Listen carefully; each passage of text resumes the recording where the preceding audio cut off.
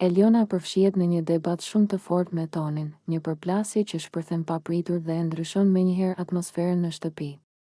Prej ditësh mes tyre kishte tension të fshehur, shikime të ftohta dhe nervozizëm të akumuluar, por këtë herë gjithçka del hapur. Eliona vendos të mos hesht më dhe e përball Tonin drejt për drejt, duke e akuzuar për sjellje të papranueshme dhe për mënyrën se si i sillet vazhdimisht. Sipas Elionës, Toni është një nga djemtë më të këqij në shtëpi, jo për lojën, por për karakterin dhe qëndrimin e tij.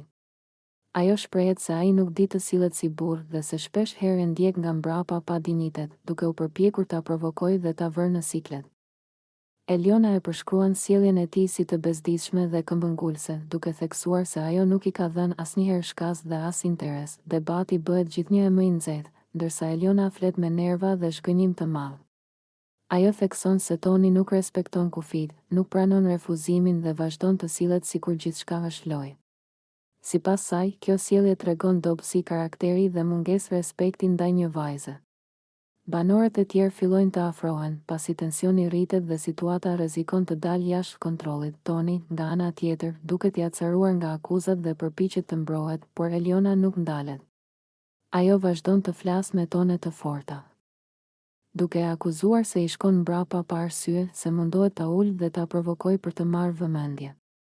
Për Elionën, kjo është pika e fundit dhe ajo e bën të qartë se nuk do ta tolerojë më këtë sjellje. Atmosfera në shtëpi bëhet e rëndë dhe e tensionuar.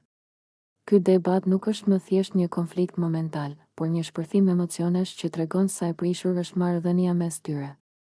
Banorët ndahen në mendime, disa duke e mbështetur Elionën për guximin që foli hapur, të tjerë duke parë Tonin të izoluar dhe të acaruar. Në fund, përplasja mes Elionës dhe Tonit lë pas një ndarje të qartë mes tyre. Respekti duket i humbur dhe tensioni mbete.